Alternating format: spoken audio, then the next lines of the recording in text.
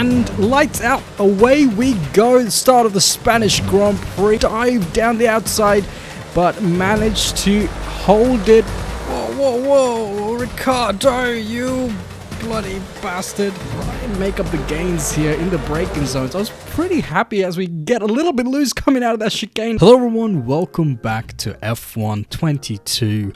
It's been a while. I've been quite busy, as you would have seen on the channel, playing Modern Warfare 2. I just wrapped up the series with that. Been quite distracted playing that game.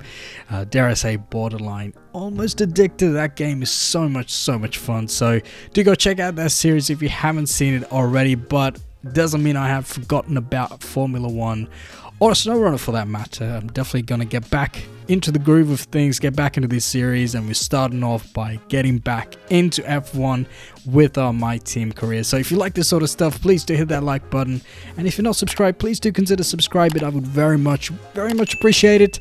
And yeah, without further ado, let's jump into it. Alright, so here we go in our team headquarters, and already a big red message flashing up for us about worn components, which if you guys remember from previous episodes, that would be most likely the gearbox. So that's something we will have to take care of, but quickly let's just do a quick recap and just see where we are. If we move over to our standings, currently 5th in the Drivers' Championship, 4th in the Constructors' Championship. We're leading the charge in the midfield, and definitely in terms of the drivers' standings, we took a little bit of a hit in points. I did up the difficulty, if I remember correctly, in the previous episode, and unfortunately it coincided with our very first ever wet qualifying as well, which was an absolute disaster.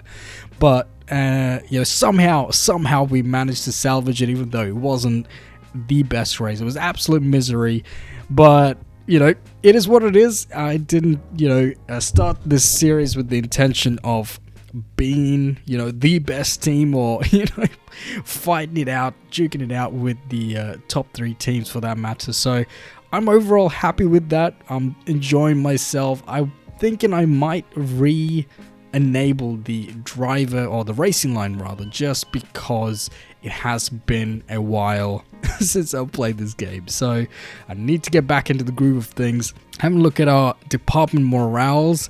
In terms of the development potential, obviously I think we need to start focusing a little bit more on our chassis. As you can see, out of our 4 departments in terms of our components on the car, chassis definitely needs a little bit more focus.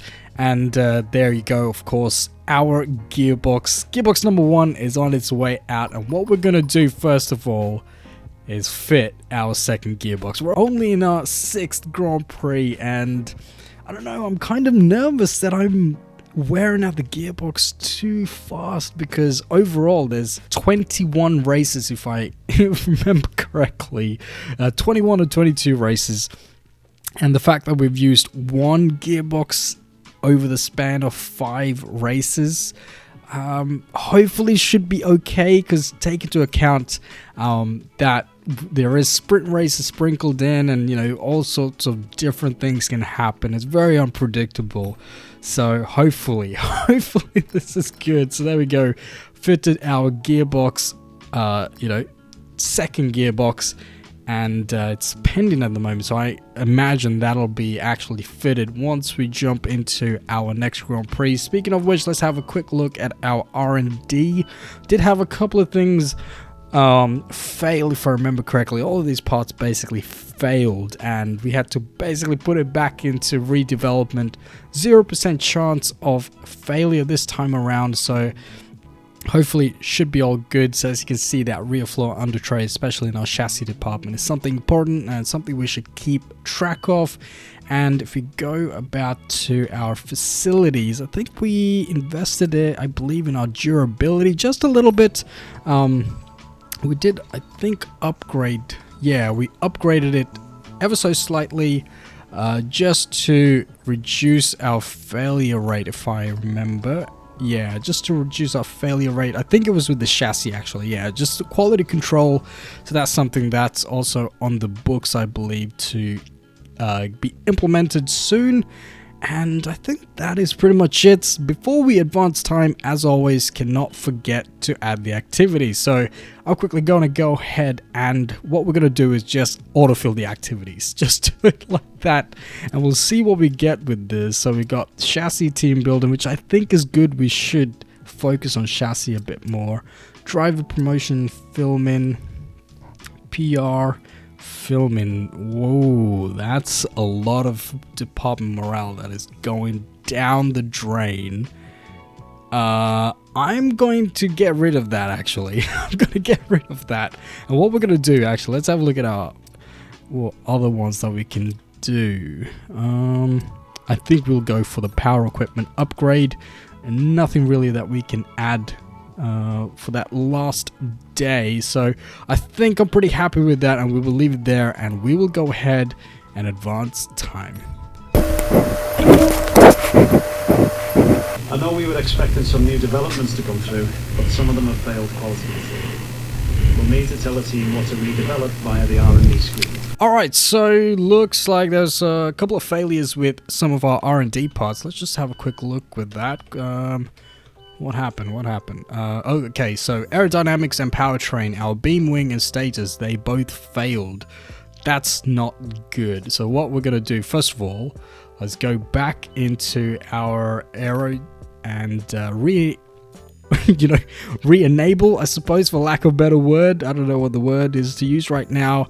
We'll put that back in development. 0% chance of failure. 31st May. It's going to be ready after the... What is that? Is that the Bahrain Grand Prix? No, that's not right, is it? It's going to be ready before Azerbaijan.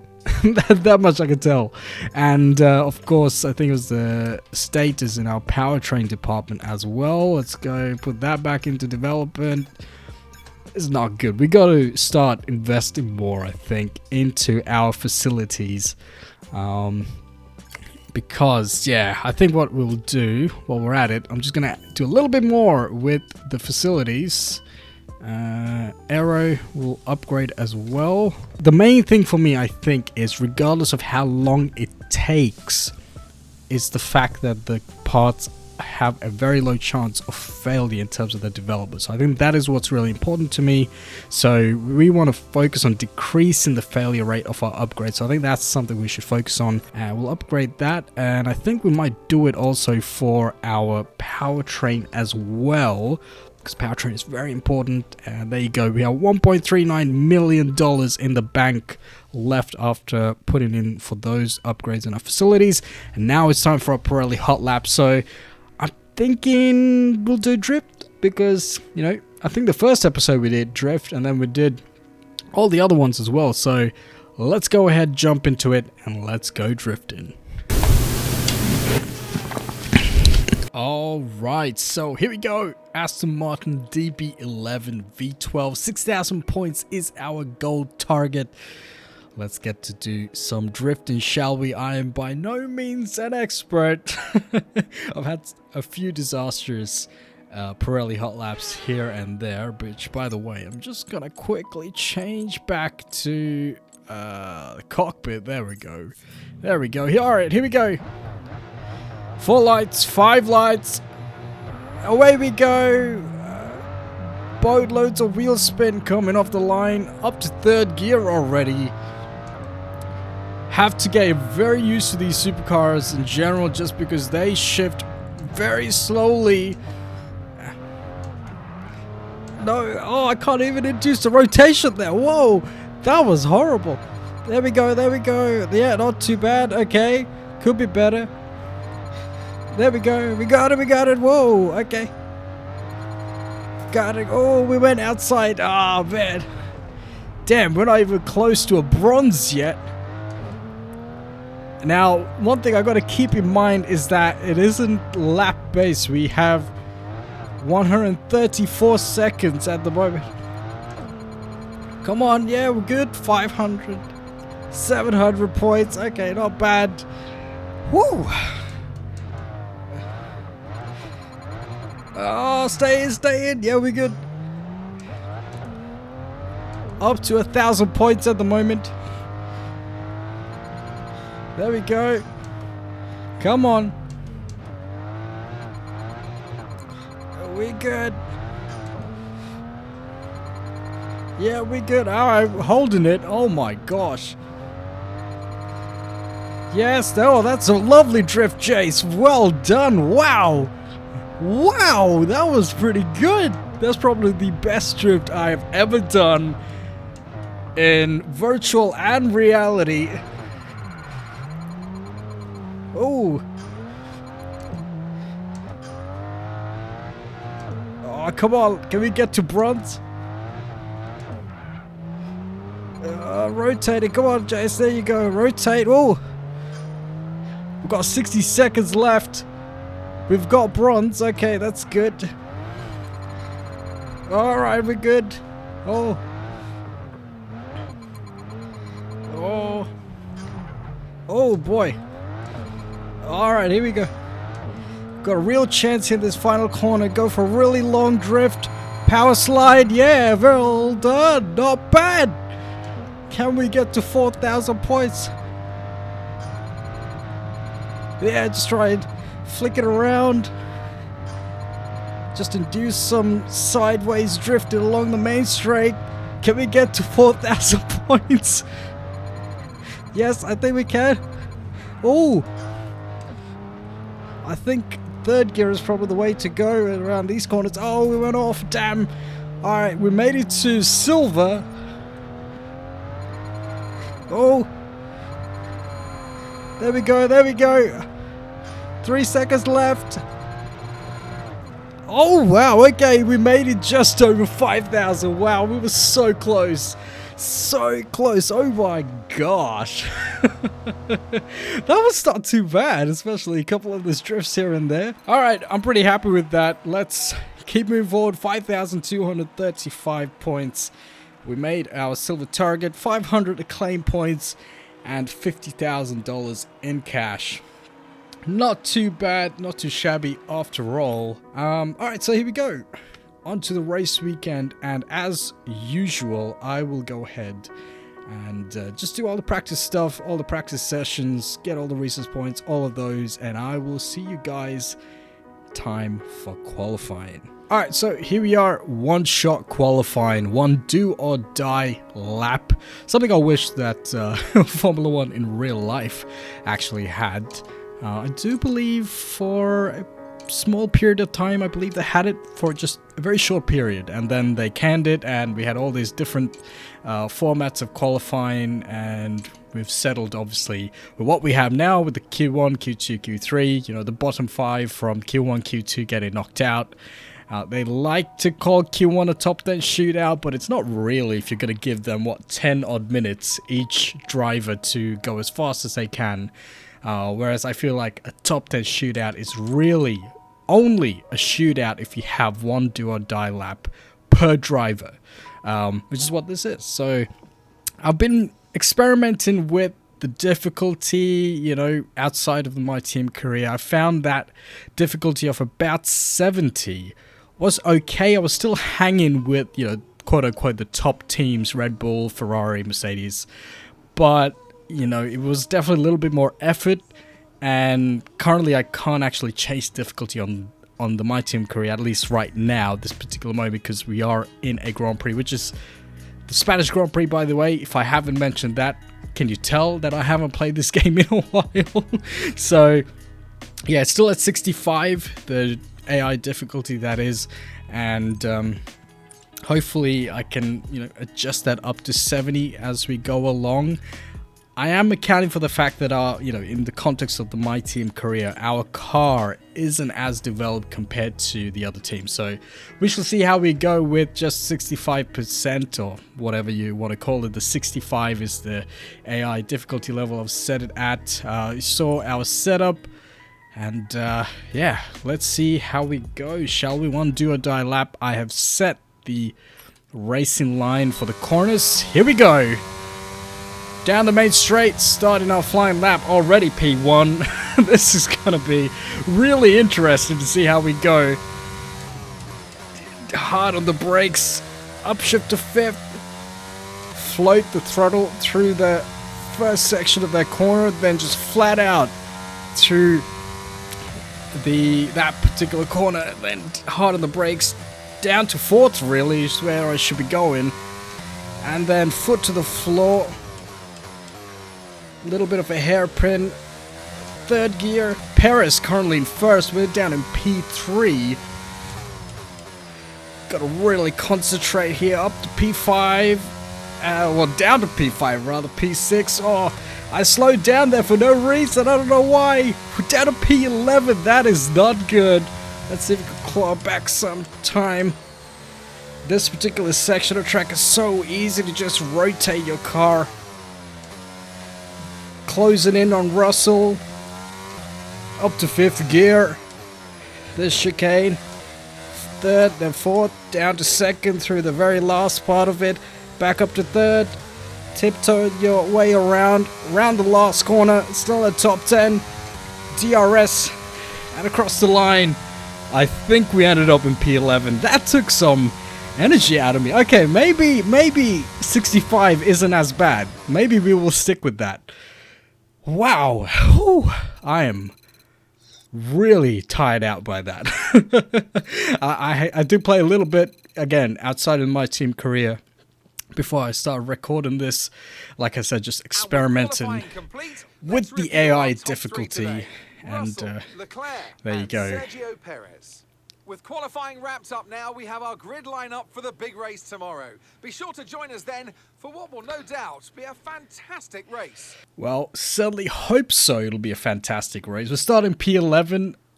Obviously, I think in terms of my logic so far, it seems to be working out where that, you know, AI difficulty of around 65 to 70 hopefully should balance things out and not, you know, have us going P1 in every single qualifying session. Make things a little bit more interesting.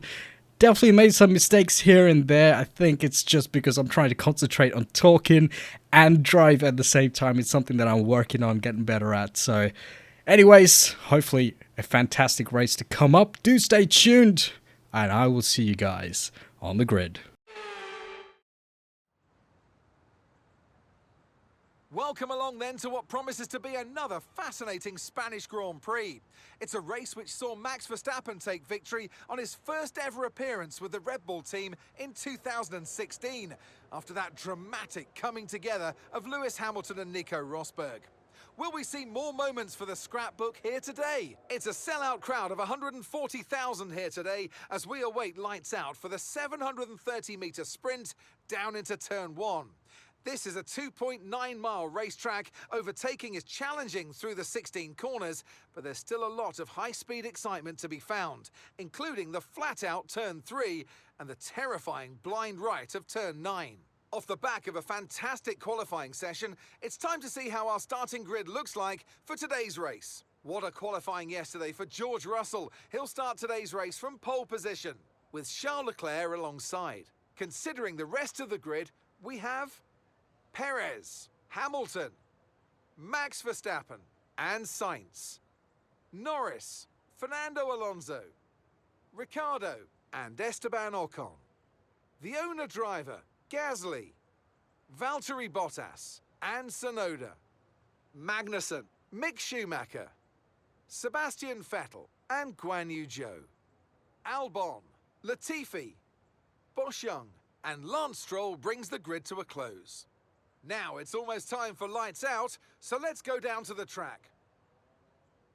And a warm welcome to Natalie Pinkham, who's beside me in the commentary box today. We should talk about Williams. What do you make of their performance so far this season? Well, the atmosphere within the team seems very positive at the moment. Everyone seems like they're in great spirits and having a lot of fun doing what they do.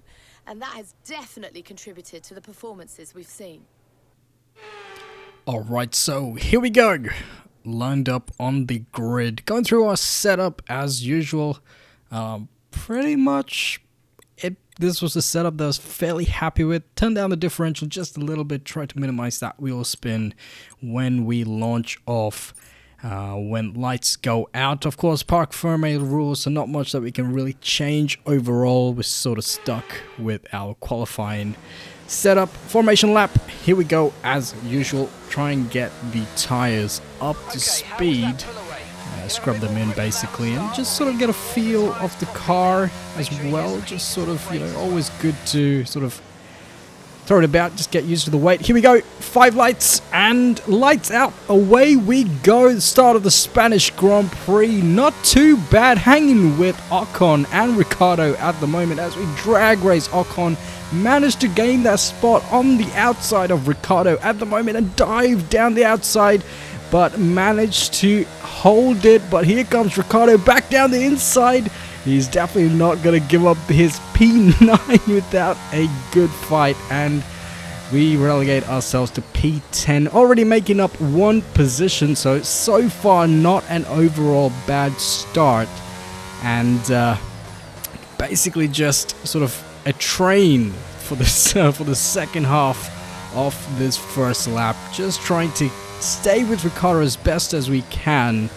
Throughout the Grand Prix weekend, or leading up into it rather, both Mark and Ethan, I believe, your engineers that are with you through your My Team career, kept saying through turn 9, which we just went through, that you can go flat out, and at no point throughout this Grand Prix was I able to go flat out at all. I had to slow down or lift off sort of halfway through the corner just to enable the car to gain a little bit more rotation, because it just felt like it was understeering outwards.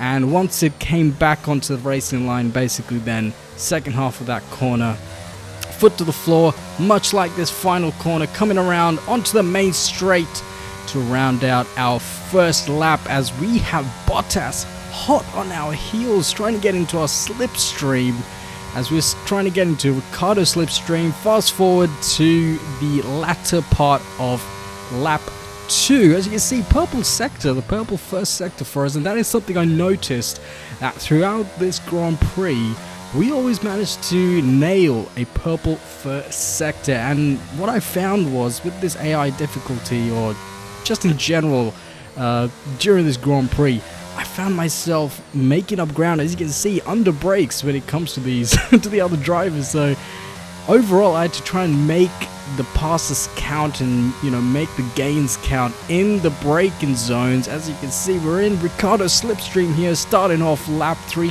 reeling in ever so slightly using our ERS. We dart off to the right, and Ricciardo defends like crazy.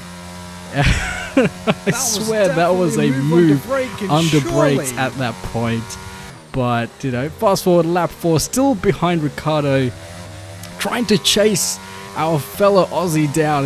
The Honey Badger does not like to give up his spot without a good fight, and it's very much evident in real life as well, as we really get close, and then this time down the inside, and we manage to hold our line and get past up to P9 now. Absolutely sweated at this point, trying to chase down Ricciardo, and now we hunt down Verstappen, the new world champion 2022 and 2021, even though that one's a little bit controversial. But we're just hunting and chasing down Verstappen. I believe he's on the hards, which was really, I guess, makes sense in terms of the strategy, in terms of where their team, Red Bull, wants him to finish. He's going for the long run in terms of their tire strategy, as we try and make up the gains here in the braking zones. I was pretty happy as we get a little bit loose coming out of that chicane onto the final corner, and flat out onto the main straight. We give Ricciardo a chance to catch up, as well as we fast forward lap 7, darting into the pit lane to change over our tires. Whew, grab a fresh breath of air just to settle ourselves. Been quite hectic so far. We're only sort of halfway through, as we nailed that pit stop, and not too bad. Our green, I would say, green or aquamarine, I really don't know what this color is that I've gone with, but our pit crew looking snazzy as always. Fast forward lap 9, Alonso is in front of us now, so this is our net position at the moment. But Alonso's net position isn't so, because as you'll see again, coming out of that chicane, I get real squirrely. I was just getting too aggressive with the throttle coming out of that particular chicane. But you will see net position for Alonso is now P7, as Verstappen comes out of the pits on fresh, soft tires. So he's definitely in hunt mode now. He's going to be hunting down Alonso, and we're going to do the best we can to keep up with him. So far, you know, we've had that one pass on Ricciardo. We made up 2 spots, started P11 up to P9 at the moment.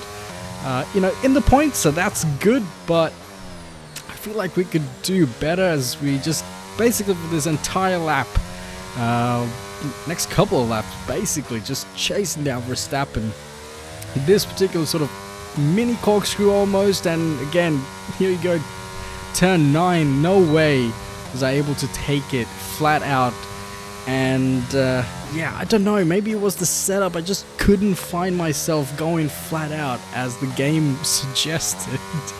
So, but I was starting to get into a bit of a rhythm here, and you know, every so often I would have a bit of a moment, particularly in this sort of chicane section, in sort of penultimate corners of the track, as we come back out of the chicane flat out. Managed to not get squirrely coming out this time. Got to be very careful, particularly with that chicane. If you mount that sausage curb on the outside, that is it, game over. You're gonna rotate the car and you can say goodbye to your Grand Prix. Verstappen is hunting down Alonso. You can see he's closing the gap, but we're managing to hang with him as we fast forward to lap 11 and on to the main straight, about to start lap 12, and you will see now Verstappen closing on Alonso, dives to the right hand side. We got a front row seat for this move, manages to get it done. Alonso, I think a little bit of a nudge there as Verstappen gets past, but ultimately he has to yield that position. Alonso dropping to P8, now we're in P9. Again, you can see in this particular corner I found myself making up a lot of time and gaining a lot of time rather under brakes. As you can see, we're really close to gap at Alonso, you know, latter part of lap 12, coming around again to this final chicane and onto the final corner flat out again. Getting a little bit squirrely again. Just having so much trouble, as Verstappen says, the fastest lap so far. We've got a little bit of a slipstream rather, and I'm just emptying my ERS at this point, trying to catch up to Alonso, but it's not enough. He manages to stay ahead of us going into turn 1. Coming out of turn 2, still full chat, trying to stay with Alonso.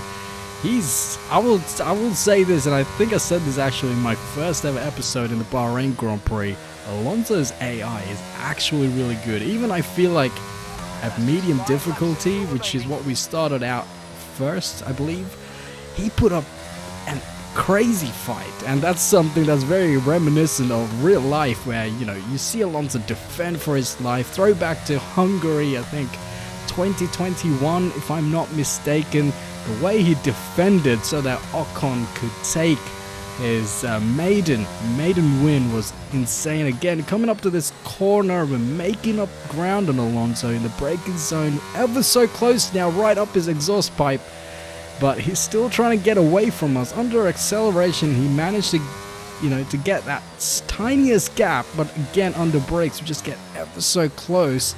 I was pretty happy with how I was nailing these chicanes for the most part, you know, the entry and the exit, as we managed to get DRS and across the finish line to start our lap 14, and now slipstream from the DRS and ERS, and then just send it down the inside, managed to hold it and re-stick the move up to P8. Thank you very much, Alonso.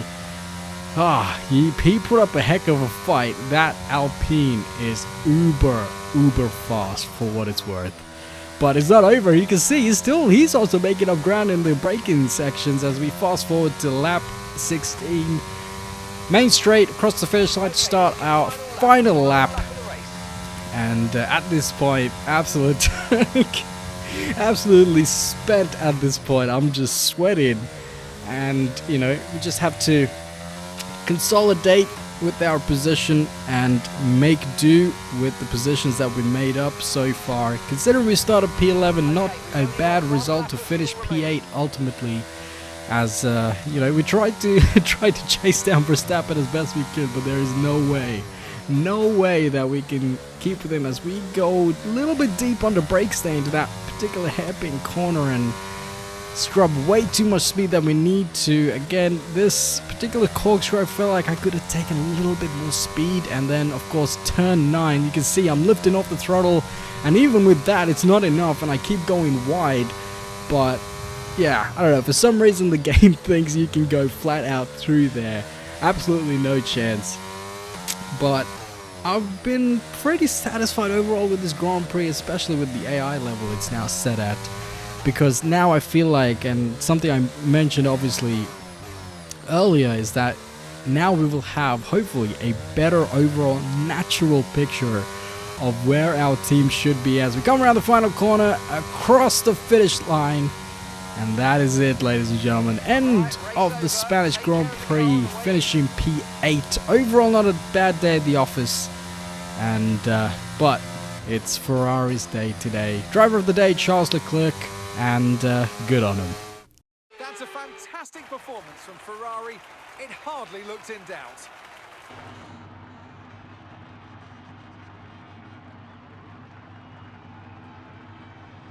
So, Natalie, what do you think helped them deliver this result? Well, I honestly feel it was down to the driver and car today. I mean, we could talk driver skill all day, but if you don't have a solid team to back that, you're never going to get anywhere. When you hit that sweet spot of having both an excellent driver and an incredible car, that's when you see results like those that we've witnessed today. Ferrari are at it again. An excellent performance at today's Grand Prix, and they're certainly a team that know what they're doing out there.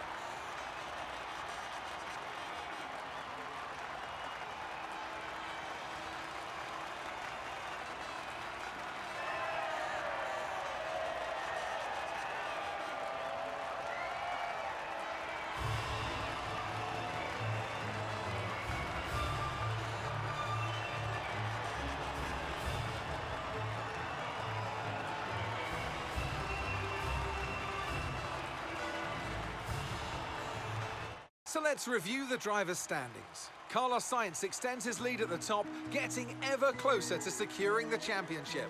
So then, Natalie Pinkham, who would you rank as your driver of the day? Well, my driver of the day has to be Charles Leclerc. He was unstoppable out on track today, weaving through the competition with ease. Let's move on to the constructors. The lead at the top comes down after a strong weekend from the challenging pack. It's been an absolutely wild weekend of Formula One action, and I can't wait to see what's next. And there you go, ladies and gentlemen, the end of the Spanish Grand Prix. Absolute crazy start for the most part. And then the rest of the race was sort of okay. Not exactly the most exciting. We had a couple of good passes here and there.